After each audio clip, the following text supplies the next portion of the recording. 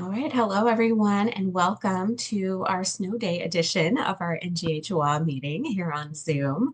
I'm Jodie Solberg. I'm the current chapter president. And with us today, we have Danny Green, our secretary, and Barbara Decker, our membership chair. So excited to see all of our guests here today, too, who are actually a lot of our members, which is wonderful. NGHOA has been something that it definitely has helped me throughout my career here as a hypnotherapist in Washington State. And I'm excited to welcome any of our new members. We just had our January Washington's World Hypnosis Day. So we had our second annual World Hypnosis Day event, and it was such a success. I'm very much looking forward to sharing with all of you the um, different presentations that we had throughout the day. We had a lot of our board members who were able to speak. We also had some wonderful guest speakers, and we had some great vendors as well. And so for those of you who are people who attended and registered for that event, we will have replays going out. We have a special playlist that Danny put together for us. And we may stay tuned to have those available for others if they would like to get those replays as well. We do that conference every single year, and then we have our monthly meetings just like this on the second Saturday of each month. And then in December, we have a holiday dinner in lieu of our meeting. We also partner with the Pacific Northwest Hypnosis Conference, and that is this summer. So that is in June. So we will be seeing everyone there. So make sure to check that out. And membership for us, it's about bringing everyone together in community. It's also about education. We're going to have our education portion of our meeting today. And it's about visibility as well, really getting information about hypnosis and hypnotherapy out into the community, out into the world. And so we have our directory. So for $50 a year, you can be a member of NGHY. You do not have to necessarily be a member of the Greater National Guild of Hypnotists. You can individually be a member of NGHY. And for that 50 a year, you get into our directory. So you do get that visibility, that great SEO, as well as people really seeing what you do, where you're at, your specialties, and the opportunity to have things like discounts at our World Hypnotism Day event and other great perks as well. So very excited to just open this up to anyone who would like to join us who's a enthusiast or a practitioner. And we are actually going to have, I'm going to talk a lot today. I'm going to be passing it over to Barbara here in a moment because we're going to have the two of us speak today. And we're going to talk about how bonding does not start at birth.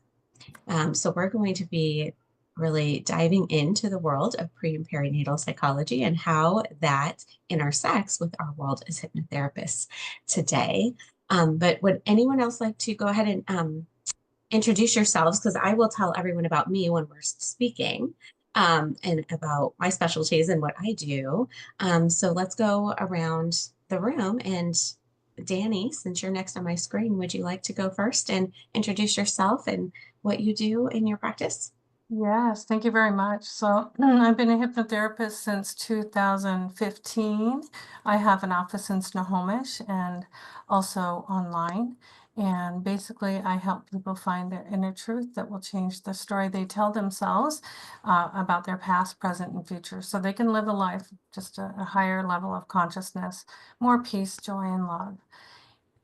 And I also have a weight loss program called One and Done Weight Release. Those are my primary programs. Of course, I meet people one-on-one for whatever's going on in their lives as well. All right. And how about Anna? Would you like to go next? Hi, I'm Anna, and I am a hypnotherapist. I have an office in Kirkland, and my specialty is I help people align the energy, the emotions, the inspiration, so they could accomplish whatever they want. It's beautiful. Thank you. Lydia, are you available to introduce yourself? And if not, we'll move over to Stacy. If you would like to introduce yourself, you can. I know they are off camera because they have a lot going on at home today. I'm trying to figure out how to use Zoom. I'm like an old person right now. We're so glad you're here. Thank you for joining us. Hi. Hi. There we are. And I got Zoe here. Hello, sweetie. Hey. I'm Stacy. This is Zoe. We are hypno enthusiasts. So no practice, but always love supporting the community.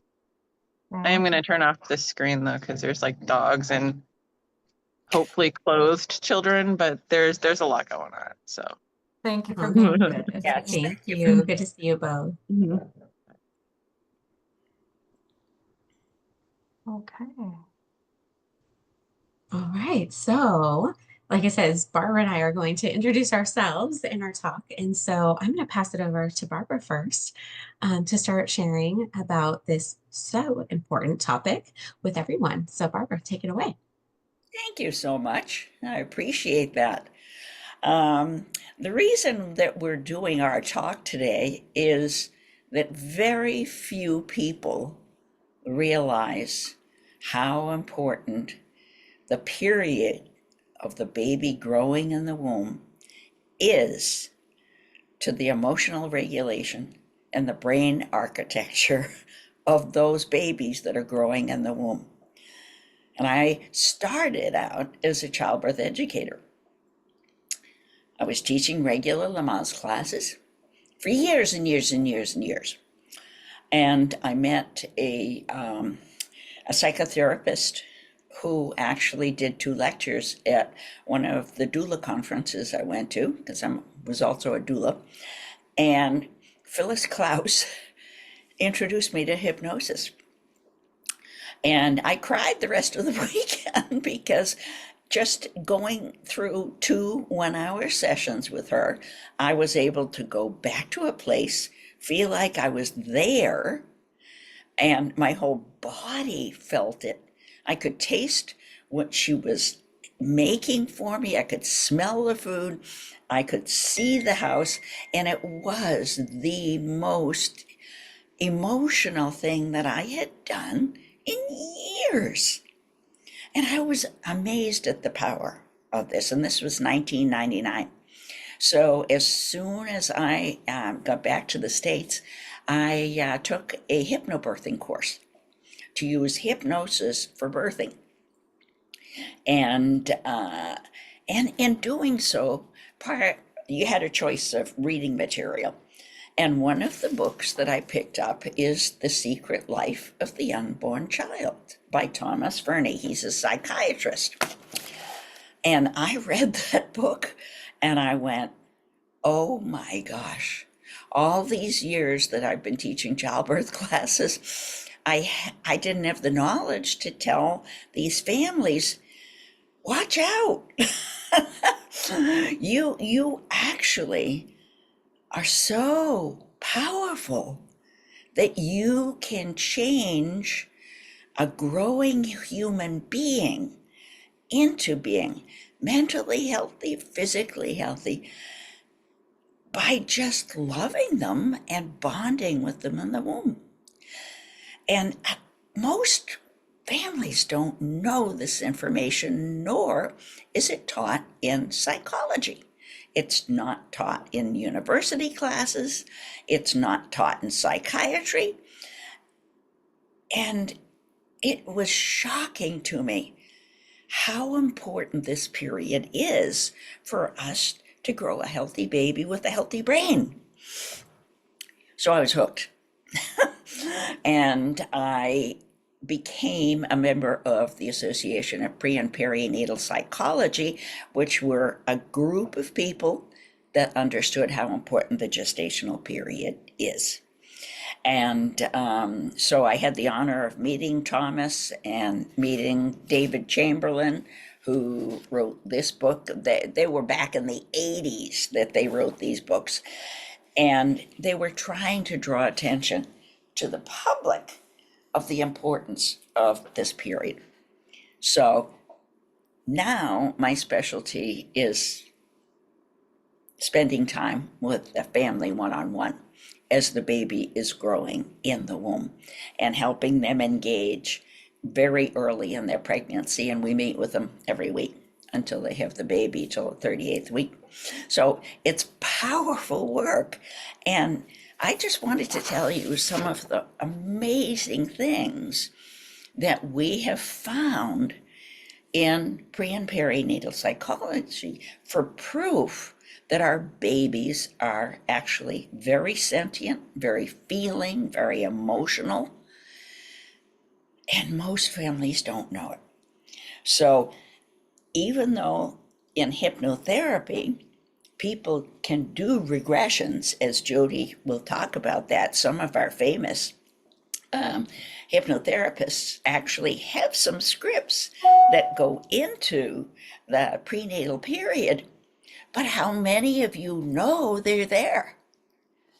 So our joy today is sharing this amazing information, and I'm going to come from the medical side, the scientific side, and tell you just some of the amazing stories that we have that are absolute truths and how this information became available for the rest of the world.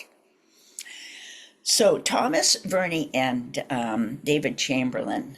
Thomas was a psychiatrist and David is a psychologist. They were at an association, American Sociological Association, and they had both taken hypnosis training, which was new for them. They had been doing regression for years, but until they did hypnosis with their patients with the regression, the patients never showed, they showed a presence of a problem, but once the child was older or the adult was older. But when they had learned hypnosis regression with the families, whoever it was they were working with an emotional problem, these patients went back to the womb. And they would talk about their experience in the womb. And so Thomas and David got together and they said, I've never seen this happen. I never knew it was possible. And so they decided to do a research project. And each of them had wrote down their prenatal history, what they remembered. And they asked them to go to their parents and ask their parents, what happened when you were pregnant with me? Don't tell them you have any information, just ask them. And they were able to verify the parent's story was the same as the child that was in the womb. So they wrote a paper for the American Psychological Association and they laughed at them. They said, this is crazy. There's no way that this is possible. So they started their own organization, which is my home, the Association of Pre and Perinatal Psychology. And so here's where we are, and that's why I'm sharing this wonderful information with you. Some of the amazing things, some of the stories out of the books that these two guys have written, they have seen babies. They have seen babies on ultrasound. BAT, the amniocentesis needle. If you were having an amniocentesis to find out something medical about the babies would hide in the corner and run from the needle, or they would bat at it, or they would even grab it on ultrasound. Now, if the baby, that little fetus in there, was really didn't understand anything, how would they react that way?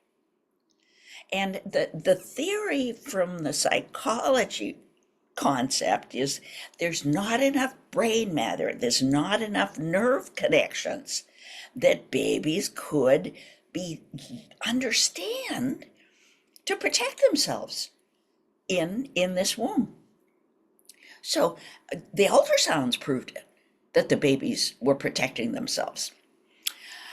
Other stories, babies that were wanted or unwanted actually knew whether they were in a happy conception or a violent conception. Because as the cells were growing, their nervous systems were being thrown off as the development of the child was growing, their emotional regulation was off. They knew they just weren't comfortable being in their family. There was a composer who became a composer. His grandmother was a cellist. And while he was pregnant in his mother's belly, the grandmother used to play music on the cello. And after the mother had the baby, the child was about 2 years old, and the mother decided to take up the cello, and she was playing this song. And the little boy goes, I know that music. She said, you couldn't. This is the first time I'm playing the cello with that song. He said, but Grandma used to play it when I was in your belly. He was familiar with the music from when they were in the belly. And reading babies children's stories. And they used the example of the study was done with Dr. Seuss stories. That baby, right after he was born, when the mothers had read Dr. Seuss stories to the child during the last month to 6 weeks before the birth, they wired a binky, a pacifier, and this young child, this baby, was able to figure out with the pacifier. They wired it so that when the baby sucked a certain number of times, they got the mother's voice with the particular story. If they didn't suck in the right sequence, they got another mother's voice with the same story. But that wasn't right for them. And then they switched and they did the mother reading a different story. And that little bitty baby learned what he had to do to suck the pacifier, whether it was 3 sucks or 4 sucks or 2 sucks. He wanted that mother's voice reading that story. So how can we say they don't have memory? Now, Marion Cleaves, who is one of my favorite researchers, she's a brain researcher. She worked mainly with rats, and much as we may not like the idea, the rat brain is very similar to a human brain. So one of her famous experiments was putting together pregnant rats that all together, the mother rats, crowded very little food. And in the other cage, they had lots of toys and lots of food. And when those babies were born, the deprived babies were kicked away. They weren't licking is what rats do. They lick them as a way of their love and nurturing for them. And they didn't take care of them.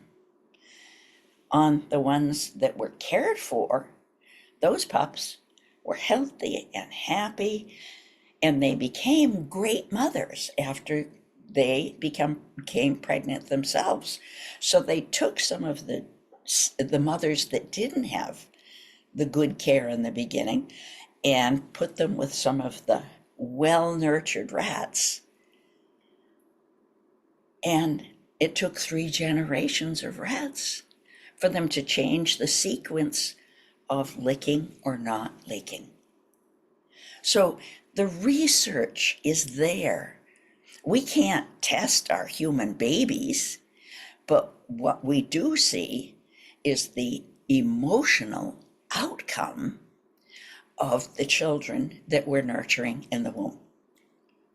Now, Thomas Verny's latest book, his latest book is called The Embodied Mind.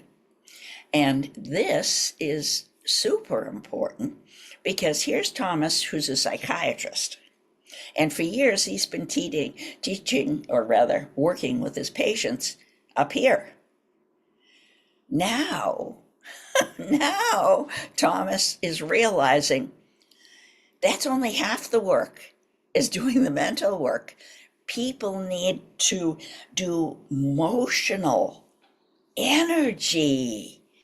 They're on this will mean, your techniques, your work, and so forth, to help the energy change within the person's body with the emotional problem that they're carrying.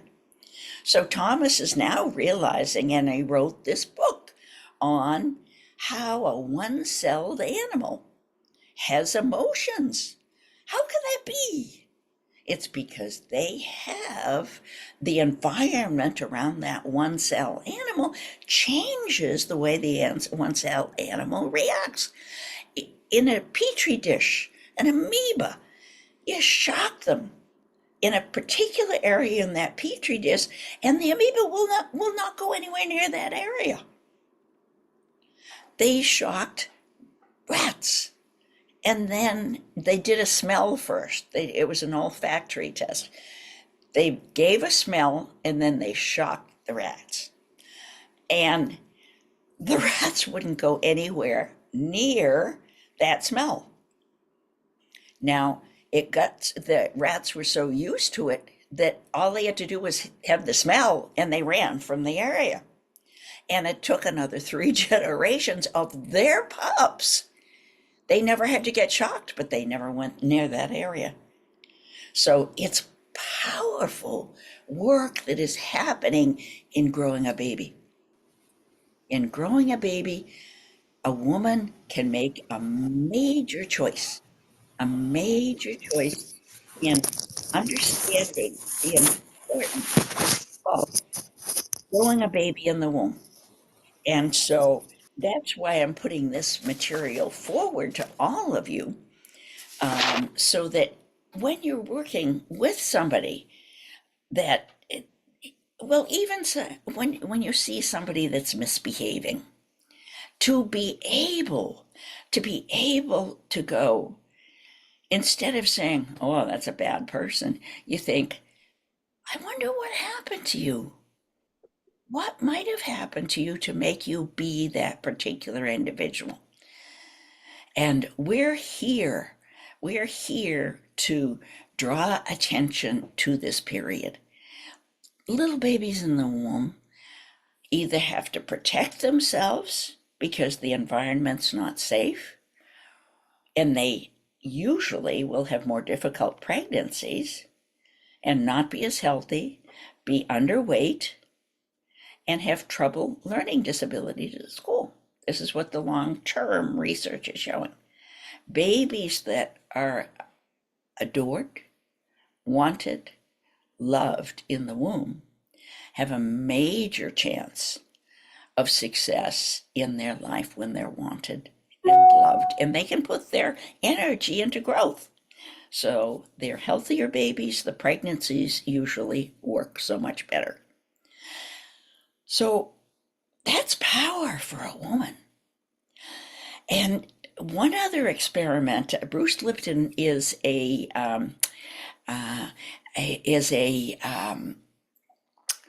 cell biologist. And Bruce Lipton, he was doing cloning at the time.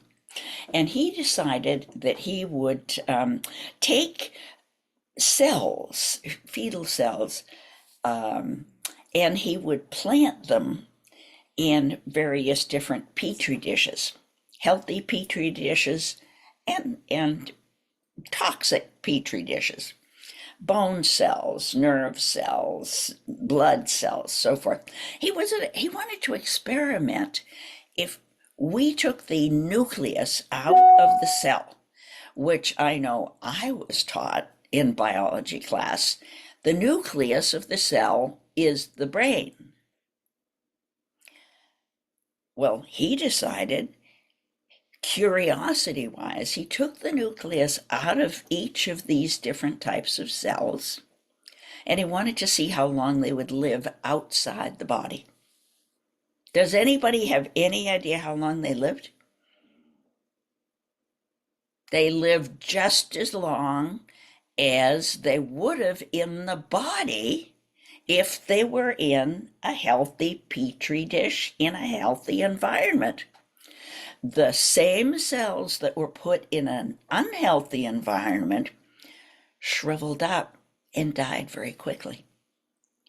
So the concept of epigenetics, epi is on top of the genes, actually is what's molding our babies in the womb.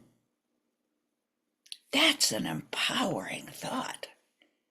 So when we share our love, we share oxytocin, and we lessen the stress hormones just a few times a day, letting that baby know he's safe and loved, even if everything is challenging in your life. You want that baby, you love that baby. The oxytocin can flow, and it goes through the placenta and gives the baby a greater chance to develop the brain structure, which is a loving, compassionate human being that feels safe in the world. And this is what Bruce Lipton has uncovered being a cell biologist. So we have the science and we have the psychology, and we really need to let all of our parents know they are very powerful people.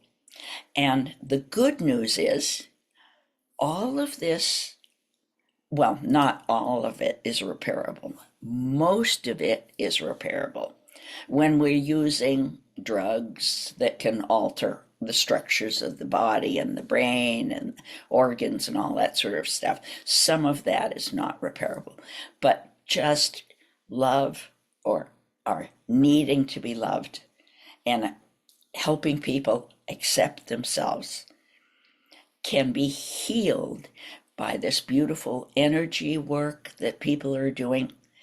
And the thing we need to remember is body, movement, energy. We are full of energy, heart energy. We also need to work with the head, but we have to work with the body. So open as you're working with patients with emotional challenges.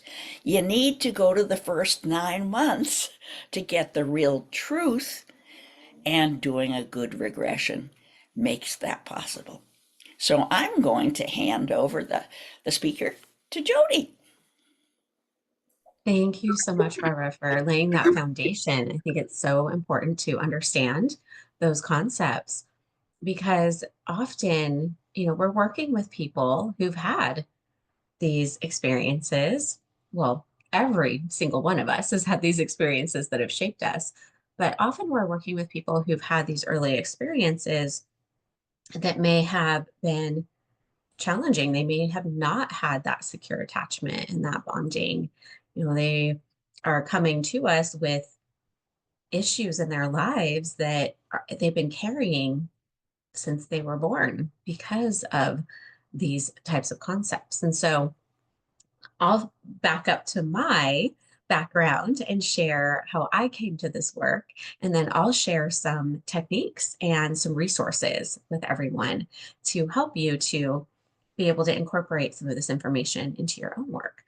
So I became a hypnotherapist back in 2001. My career in social and clinical psychology started prior to that. About 1999 were my first internships. And from the very beginning, I was very interested in not just the individuals, definitely in how the individuals worked, but also in how we were formed and our relationships and how we interacted with one another. And so when I very first started my career, I was working with families, and I was working with people who, anywhere from teen moms, so teen pregnancies, to parents who were in parenting coaching and training programs, and were trying to get custody of children, or who had abused their children and were losing custody of children. And so I was in this realm where I was seeing the interactions between children and parents, and I was seeing those first experiences and how they were affecting families. And throughout my career, when I became a hypnotherapist just a couple years later, when I was in school for clinical psychology, I wanted to help people get to those root causes. I knew that there was something deeper, that there were things that were below the surface, and that I didn't really believe that we needed to just talk in circles about the same things over and over again, that could be potentially detrimental to do that. And it wasn't helping people to move forward.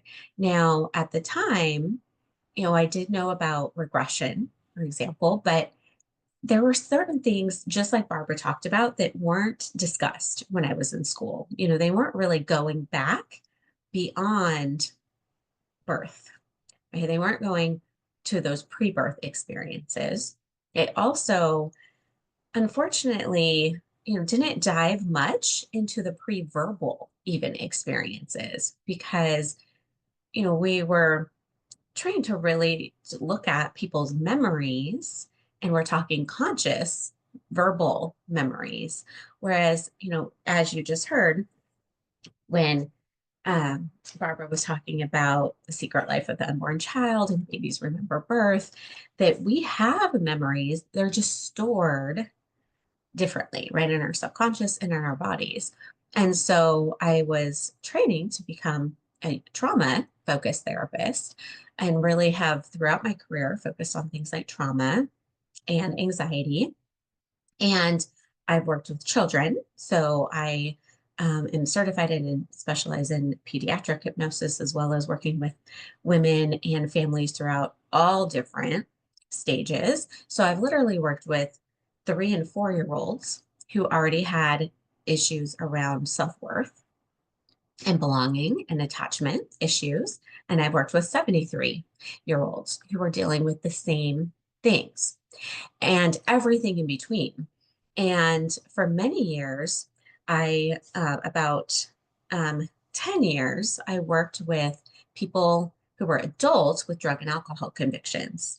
And I've also worked with small children, like I said, that kind of 4, 5, 6-year-old population for a few years. And I worked with teenagers for a few years. So adding all of that up, really seeing throughout people's lives how these earliest experiences affect them. When these things aren't addressed, when they're not reprogrammed, right, as we would say as hypnotherapists, when these patterns continue on, they happen generationally. And so when someone, has this affecting them when they're growing up, and then they become pregnant, they have children, right? All of these subconscious imprints are passed along. You just heard from Barbara. And so it's really important to look at these experiences and figure out how they're affecting your client, right? And also how they're affecting you. It's important for you to understand how that's informing your life and how you function and how you move through the world.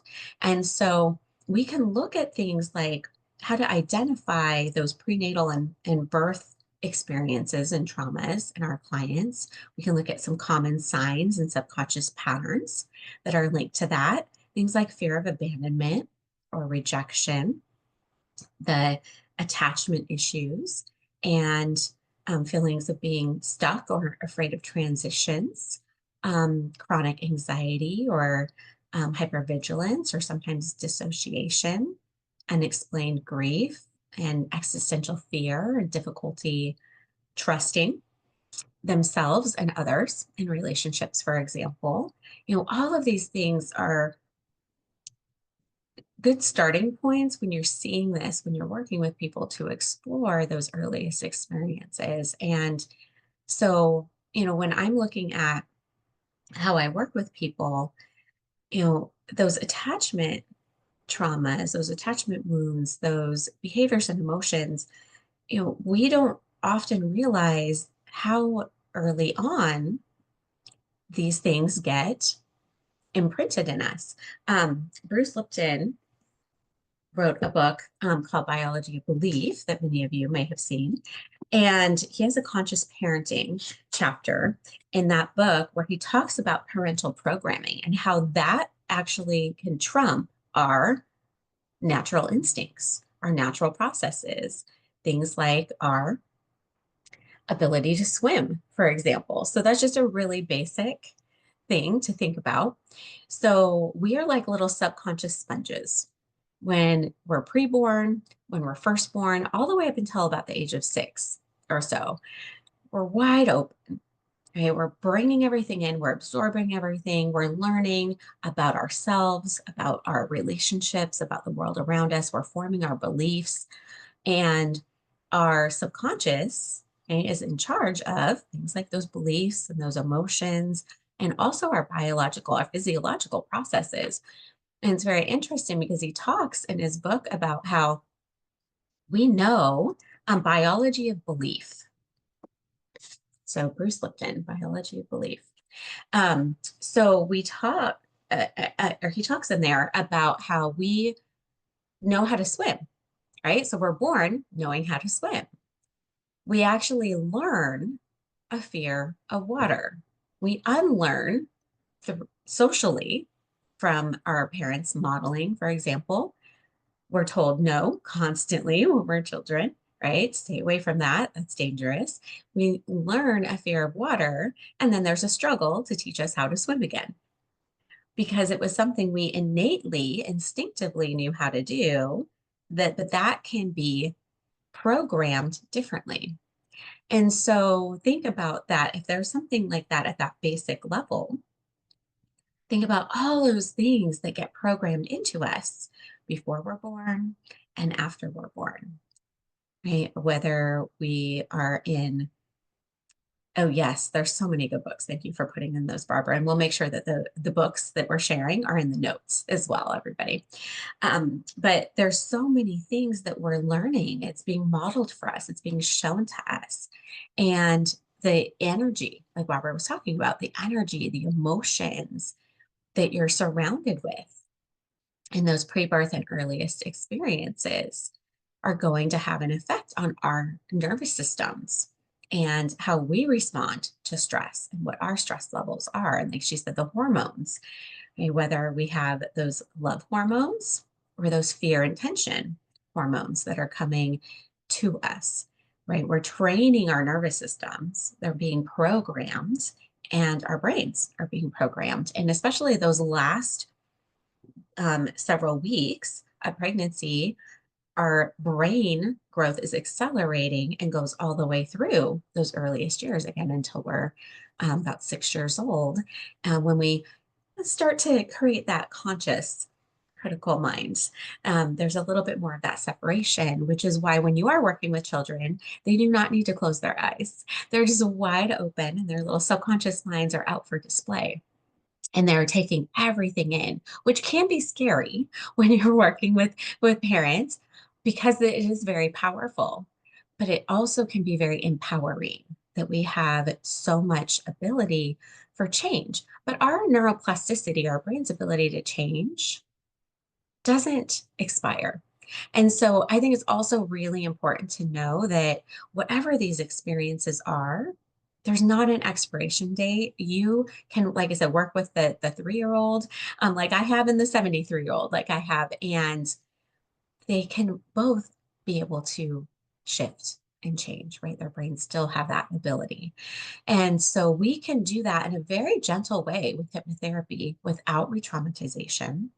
We can do a lot of somatic exercises. I'm also certified in somatic regulation strategies and techniques. And so it's important to start to learn a little bit more about that. You can integrate with other modalities, somatic experiencing, breath work, different NLP types of techniques.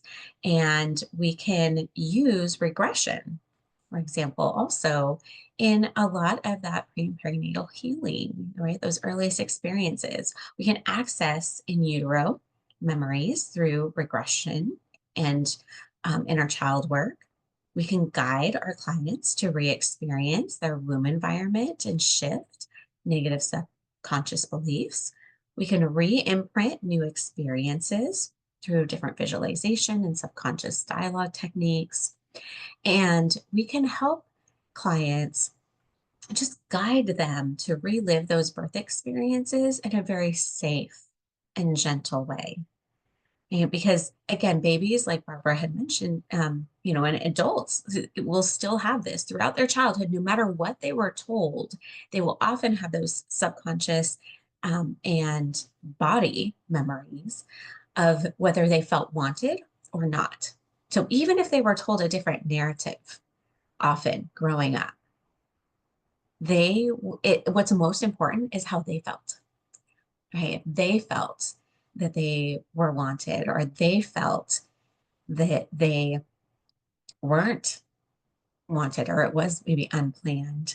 It's so important that to know that they carry that throughout their lives, throughout their relationships, so we can help them with somatic processing to shift some of these trauma responses that may be showing up in their relationships as adults and in their lives, and help them through movement, through visualizations, through releasing those negative energies and emotions that can be associated with those earliest traumatic memories or experiences. And there's a lot of techniques to help them to reprogram. And so I want to talk about some of those techniques, and how can we repair attachment? How can we make some of these shifts later in life as well? Because of course, the best time to start is before birth. Absolutely. So we want to make sure to do that. Barbara and I both do those prenatal bonding techniques, and childbirth educators, also a hypnobirthing educator, like Barbara is. She's been my mentor for hypnobirthing as well as prenatal bonding, which has been a beautiful experience. But also, again, it's never too late, right? It's never too late to do that inner child healing. Reparenting techniques, they can reparent themselves, and have those internal resources of that loving, present caregiver to fill those gaps of those early attachment wounds. And we can do some hypnotic bonding exercises and rewriting those subconscious narratives, address the trauma that's stored in the body, and do some somatic hypnotherapy techniques. So I'm going to share some of those with you and some resources where you can find them. So one of my favorite, and this is going to be very standard, most of you are going to know what this is, somatic techniques for an induction, and it can also be used, right, as a regulation strategy in people's lives, is progressive relaxation. So helping them to get reconnected with their bodies and what they're feeling and what they're experiencing. You can also do different kinds of breath work with them and learn things like havening or tapping and different types of vagus nerve activation techniques to help them to regulate their nervous systems. But one of my favorite hypnosis techniques, and this is something that you'll find in Mary Lee LaBay's Mastering Hypnotherapy book, is object imagery, right? Helping them to identify those sensations and those memories in their body, and then helping them to transform that into something that can be released and serve and support them better. You can find out where are they holding these memories in their body, and then you can help them to release that and transform that. Also, she talks about inner child as well as regression to cause techniques. So regression to cause, you can go back as far as you need to go back, because a lot of times people will have, again, those pre-verbal memories. So we're going to have to access the memories deep in the subconscious and in the body of where did this originate? Where did this pattern or this programming originate for you? And inner child is where, what is that earliest age that you had that experience? Now, again, working with the creative, imaginative, subconscious mind versus the critical mind that's going to be all about words and verbalization. And we need to go into the feeling, into the sensation, and be able to experience those even if they were pre-verbal experiences. And really then with that inner child work, giving that inner child whatever they needed that they did not get, right? Being able to do that now is key. So mastering hypnotherapy has some techniques. She doesn't specifically talk about those kind of earliest pre-birth experiences, but there are some really great techniques in there that can be adapted for that. Timeline therapy is listed in her book as well, which was originated by Tad James, talking about alleviating symptoms of PTSD, for example. And so going back in the timeline to those pre-verbal experiences.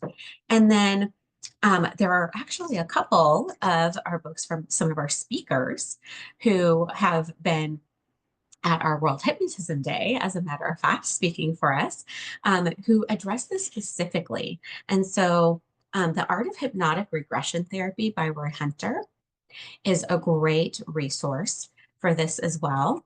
In his book, he talks about age regression before birth. And so in this, it's really great because this was actually written with himself and also Dr. Bruce Eimer.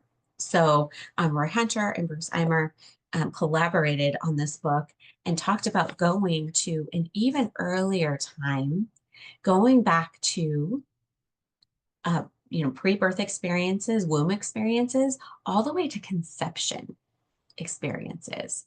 So that is a fantastic resource for you.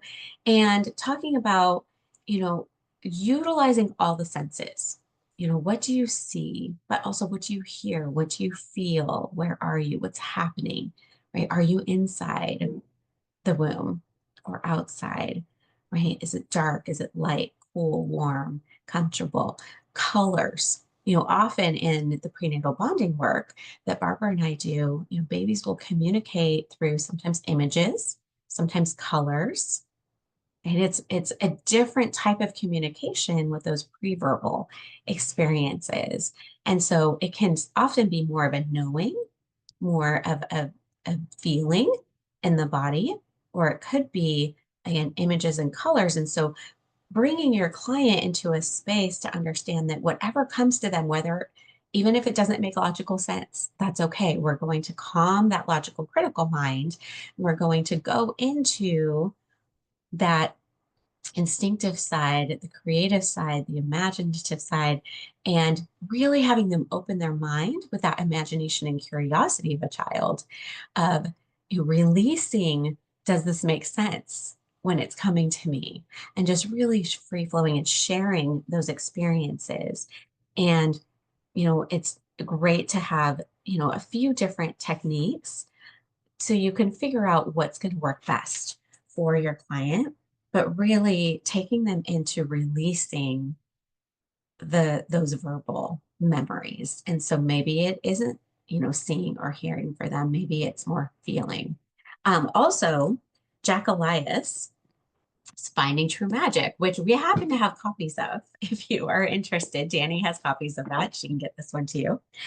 But his book actually has a few places in it that it shares some really great scripts that I think could be really helpful if someone is wanting to learn more about this. He has a whole section with regression scripts that could definitely be adapted for these earliest experiences. Things like, share with me what you're experiencing, experiencing yourself as you were then, right? Seeing yourself with, this new understanding. Also, he has a script talking about, there's a preliminary practice version script that he has in his book, talking about doing an induction, a relaxation, right? So doing a progressive type of relaxation, gradually becoming aware of the presence of the energy of your being, recognizing it as the relaxation, right? And feeling that surrounding your body. You can definitely take that and adapt it for those earliest experiences as well of, feeling yourself in those womb experiences. Like, what are you noticing? What are you experiencing? What is the energy around you? What are you hearing? Really go into the sensory type of experiences there. And then he actually has in his treatment of addictive and compulsive phenomenon. This is very interesting to me because in this section, this is where you can take my experience and really connect it here. Because, like I said, I've worked with people on those earliest experiences when they're, just verbalizing and being able to share those experiences. And often when kids are 3, 4, 5, 6 years old, they are sharing about, just like Barbara said, those earliest experiences, right? About books or music or things that parents will share they couldn't have possibly known. Nobody ever told them, but they knew it, right? All the way up until, like I said, people who were dealing with addiction. So, drugs and alcohol to cope with those earliest traumatic experiences. So it's interesting to me that he puts it in here because of that connection in this section. But he talks about pre-birth intentions. And he talks about viewing the origination of trauma as a future dissociated event, viewing the whole life as a future event from a time when you can evaluate and change intentions and attitudes. And so going back to that pre-birth time, says the client will probably feel resistance and even anger. And so he talks about saying, go back before it. Imagine determining X, whatever it is that you're working on. Forget that it doesn't feel real. Again, we need to set aside that conscious critical mind.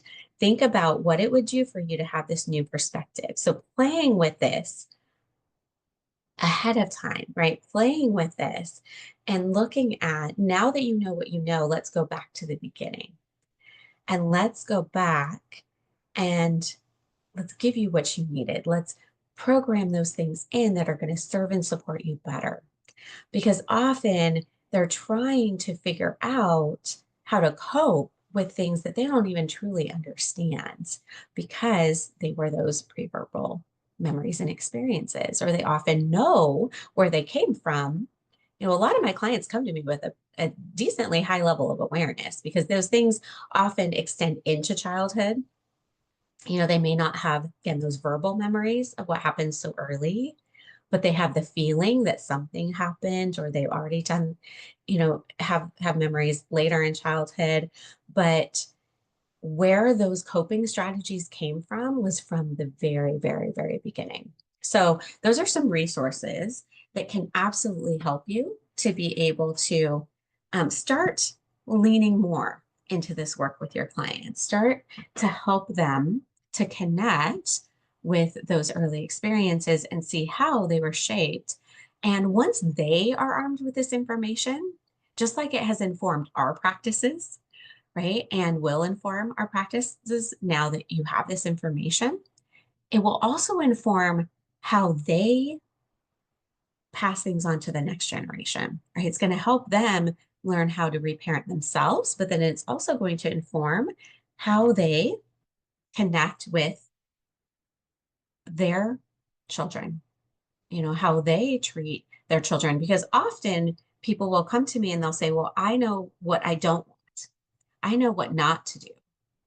What do I do instead? And so starting to share this information and give them these resources and share these books with them and, start to have them see how their experiences are getting passed on, how this didn't just start with them.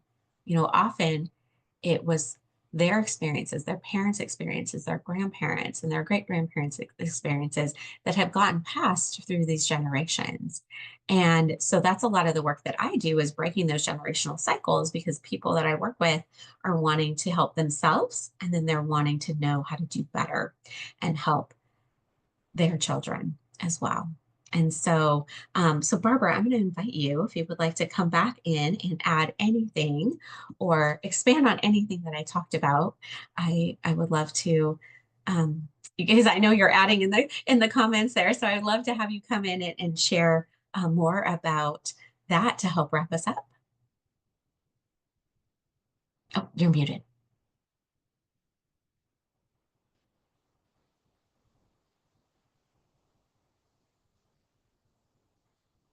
Oh, Barbara, you need to unmute. Like, I'm here talking all this time and you can't hear me. It's our parents shouldn't be blamed. Our parents did not know that you were hearing, you were feeling, you were sensing any experiences in the womb, good or bad. They did not know. So that's why it's so important for us, when we have this knowledge that babies are affected by stress, by anger, by fighting, by love. They are affected in the womb. And it is changing the architecture of the brain and the nervous system of that baby. That nervous system is starting so early in that pregnancy, within the first few weeks. And the nervous system, we didn't think it was possible for the nervous system to be picking up information from outside the womb. And it starts so early that oftentimes, some of the challenges have already happened. And it's recognizing they may be adults with emotional problems, they may be children with behavioral problems. We need to teach them. I'd love to see it in middle school, high school. There is one of our board members who has a program on child development in junior and senior year of high school, where they get this information on pre and perinatal psychology as they're going through their changes in life. They're more cautious about what's happening in their sexual background, because they realize a baby isn't just a thing. A baby is a feeling, sensitive, emotional building. We're building a building with emotions. The architecture is so critical for these children. And they're learning this way up in Maine. It's not gotten to the rest of the country. And so having these educational programs available. And so we're trying to get the information out there. We have pregnancy dialogues classes, or new classes that we're trying to engage mothers to come to before they have their babies. We have the prenatal bonding that Jodie and I are doing, so that we hope to prevent. Our whole goal is to prevent postpartum depression. In our program, we have less than 2% postpartum depression. And that's the prenatal bonding, where we've both been trained by German psychiatrists. It's amazing what can be, and how, once a parent realizes how they've been affected, a new family, let's say they're carrying a baby, and they realize how powerful they can be to engage with this little baby in the womb, the softness, the love, the feeling, and say, I didn't know you could feel this. And if we're having a fight, honey, we got to tell the baby about it, because it's not the baby's fault. I was upset. to open their minds to very simple little things that they can do. And Fred Worth is another author. He was a neonatologist that was trying to prevent preterm labor in his patients. And he would ask them a simple, he built his own training program. And he would ask them, what happened when you found out you were first pregnant? What was your feeling about this baby coming into the world? And if it was one of, oh shit, what are we going to do? Then he would help them, work out. How are their feelings? What are they going to do about the subject? And then help them reframe. If it was a scary moment, then later let that baby know, gee, I'm sorry, honey, I had no idea you could feel that. We want you. We want you to stay. We want you to be here. And when you're doing that, you're shifting those stress hormones of the what ifs, how are we going to manage, to acceptance. And that's not always going to be the case.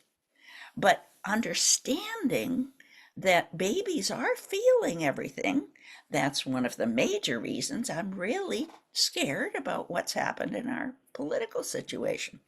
Because babies that are being carried in a womb of someone that is not wanting them can lead, with scientific proof, behavioral problems, drug addiction, prison, disruptions in their lives they cannot trust. And that trust comes from this early prenatal period. So if we're going to have a healthy society, we need to pay attention to prevention as well as helping so many adults that have been wounded out there to reframe, as Jodie says, reframe the story and help them get what they didn't get and help them feel like they're worth something. I love that, Barbara. Yeah. Trauma isn't always just about what happened that shouldn't have. It's also about what didn't happen that should have, right? And, I want to just touch on something that you mentioned, because prevention. Now, that wasn't ever something I was taught in school, right? It was about how do we fix all the things after the fact. Wasn't ever about how do we prevent trauma? How do we prevent postpartum challenges? I've worked with people, and this is one of the reasons why I became so passionate about this work when Barbara introduced it to me, is because I've worked with so many people who've had postpartum depression, yes, but we don't talk about in our society all the different postpartum challenges that can happen. There's, your baby blues in the first couple of weeks that is up to 50 to 75% of people experience that. Postpartum depression and other postpartum mental health challenges like postpartum anxiety, postpartum OCD, postpartum PTSD, and postpartum psychosis. I've had clients with all of those. And that rate is 20% diagnosed and reported. But it's believed that it's actually double that, because a lot of people do not get help for it, right? It's not diagnosed and it's not reported. And so the fact that, through doing this work, you can prevent things like postpartum depression and trauma. Again, 20% diagnosed and reported versus less than 2% with the prenatal bonding VA program. For example, that information, that education, that empowerment makes all the difference. And like Barbara said, it's none of our faults that we didn't know this information. It's something where when we do know, then we can be empowered with that information. And so that's one of the things I'm so passionate about in my practice, is helping empower parents, of like teaching them what can they do, because, whether, and that it's never too late, whether it's their child that's on the way, or it's their child that's already here. Now they're learning this information, not to put guilt and shame and blame on themselves, to really use this information to be able to figure out what can they do now for themselves and for their children. Because again, our brains are amazing and there's no expiration date. We can always make those changes. Doesn't matter how young or how old we are. We can absolutely take this information and help heal our inner children, as well as start to pass this on to others. So thank you all so much. And thank you so much, Barbara. Is there anything you'd like to say to close? Well, I don't want to close. I want to open it up to the rest Me of the too. group, see if they Good. have some questions. Great. Yes, I we would think love that that. we are going to close the recording. So thank you so much for being here today. And do look us up. Our website is www.ngh-wa.org. Yes. Anyway, so look us up. And I'm going to stop the recording now. We'll have Q&A in just a moment. And we can put our contact information out there, Danny.